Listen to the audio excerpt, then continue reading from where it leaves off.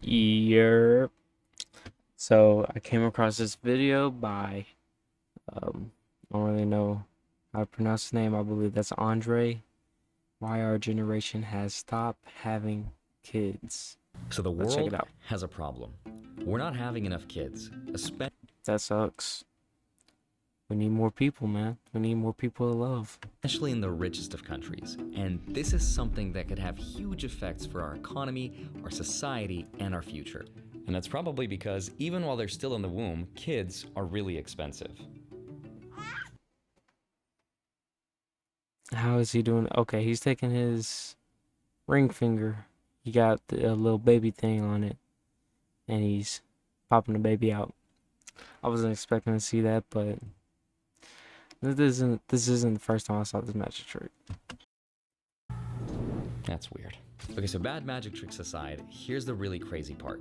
No one seems to agree on what's really causing this decline or even what we should be doing about it. Last year, the US Feminism, capitalism, communism, progressivism, wokeism, Trump supporters, liberals, Democrats, Republicans, everybody's to blame. I'm just playing. Let's figure out who's to blame, or if there's even anyone to blame in the first place. fertility rate hit an all-time low of 1.62 births per woman. That's the lowest birth rate since the government started tracking this statistic in the 1930s. But back in the 50s, the fertility rate was about 3.7 births per woman, and you need at least 2.1 births just to keep the population steady. And it's not just the US dealing with this problem, it's the entire world. Countries like Japan, Italy, Germany, they're all seeing similar drops. Japan, for example, recorded its lowest number of births ever. And Italy has actually declared a national state of emergency because their birth rate is so low. But it gets even worse when you zoom out and you look at the global picture. According to the Pew Research Center, population growth is projected to flatline by the year 2100. And in some countries, it's already happening. South Korea's fertility rate, for example, dropped to 0.72 in 2022. Oh my gosh. Yo, there's just who's gonna be here? Is it just gonna be a whole bunch of Mexicans, Africans? Well, I mean, there's not really a problem with that, but it's like you need more people so more people can work, so the economy can get better over time. You know what I'm saying? The lowest in the world. To put that in Illegal immigrants might be the move. Let everybody come to America because we can't. We produce apparently. perspective, that's less than half of what's needed to maintain a stable population. So if this trend keeps on going, South Korea could see its population cut in half in just a couple generations. So the other question is, what's causing people to have less kids? And this is where things get a little tricky. Some argue that it's because women have more freedom and more women are pursuing higher education and careers. And as a result, they're waiting longer to have kids, or they're choosing not to have them at all. And some people say it's the rise of dinks or dual income, no kids households. Some people argue it's the decline of religion or the decline of fertility rates thanks to the chemicals and pesticides that's in our food. But regardless of what the real reason is, the outcome's pretty bad. And as someone who wants to be a parent someday, I just want to know what's causing this to happen, and I also want to know how expensive is it to really become a parent? And how much is it going to cost our future if we stop becoming parents? That might be the main reason. Well, it's one of the main reasons. It's just income. People feel like they can hardly afford anything, let alone a whole another human being. There's some really interesting data behind all of this that I want to share with you, so let's get into it. Hi, my name is Andre Jick. Hope you're doing well, come for the finance, and stay for the magic of babies. One of the questions I had is, why is no one having kids today as compared to just 20 years ago? And the truth is, there's a lot of different reasons. One US study asked people between the ages of 18 to 49 why they didn't want to have kids, and 56% said they just didn't want to. The other half said it was for a variety of different reasons like medical, financial, having no partner, age, climate change, or their partner just didn't want to. People are sick. People are broke. People get no pussy or dick. They too damn old because they haven't got no pussy or dick. They've been broke. They've been sick for too damn long. Climate change in the environment. They're scared of their children having a bad earth to be on. Partner doesn't want to have kids. And they're just down for whatever their partner says. Have kids. That sounds about right. This sounds like the main reasons.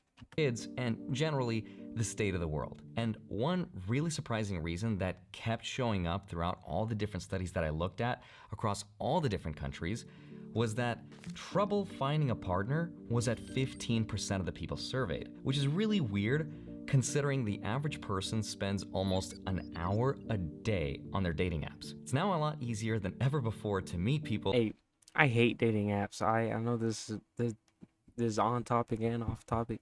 I hate dating apps. They don't make sense to me. I don't know why anyone would want to get on a dating app. But since people are choosing to get on dating apps and more people are choosing to get on dating apps, and even not even dating apps, people finding each other on Snapchat, Facebook, Instagram, TikTok, whatever. But I think the more that people go into it, the more that other people are pressured to go into it, because like where everyone's at, they're on a dating app. Which there's some success stories. I just don't think that's a realistic or any type of natural way that somebody should find a partner is through a dating app. Thanks to apps like Tinder, POF, Bumble, eHarmony, and apps like that. But people also say, despite how easy it is to get a date, it's becoming a lot harder to find a partner for the long term to have kids with, and one of the reasons why is because of the very same technology that was supposed to help us. In fact, Pew Research found that 75% of the people they polled said it was either very or somewhat difficult to find someone in the past year, either because they had trouble approaching them or that person didn't meet their expectations, all of which led to a burnout for a variety of different reasons that I'm sure most of us experienced at some point, like being ghosted and or lied to, rejected, feeling like you're having a repetitive conversation all the time. But what's interesting to me about all these studies is that these apps, which ultimately are... And plus, like, even if you do find somebody, you these dating apps, they make it where you believe like you have a billion different options or different ways. And it's weird because in order to fulfill your potential, you have to limit your potential. You know what I'm saying?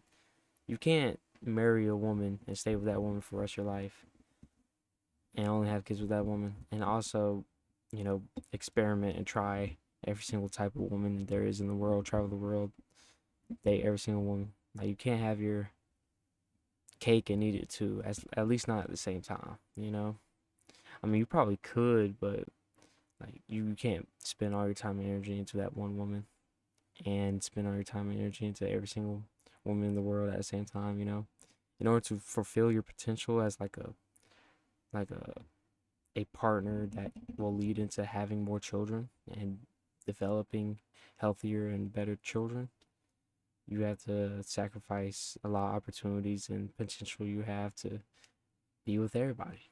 And a lot of people are too lenient, not lenient, but they're too open to all the different possibilities. They're scared to settle down. These studies is that these apps, which ultimately are just tools that were meant to bring us closer together, are also the tools that keep us far apart. And I think so much of that is because social media isn't real. It's surface level marketing. Facts. And it's hard to find authentic connections when it just seems like someone better is just a swipe away, leading to pretty grim statistics like 1 in 5 people lying about their age, 1 in 7 lying about their income, 1 in 8 lying about their job, all of which has led to a decline in mental health. Yeah, people be lying. People be lying on dating apps. Anyways, I'm not going to finish this video. I'm going to finish this video, but I'm going to finish this video without you guys, okay? If you want to finish this video by your own time, you think it's a really good video, check out this dude right here. Anyways, what's summer? Don't go on dating apps. Learn how to find people in real life. Um, get your money up so you can afford a kid. Try to be as healthy as possible so you can be the healthiest and most and maximize your potential as a parent. Learn how to talk to people. Learn how, even not even romantically, just learn how to talk to people. And this isn't for everybody. A lot of people just they don't want partners, they don't want kids. But if you do and you're struggling with it, then you might need to switch something up. Anyways, have a wonderful day.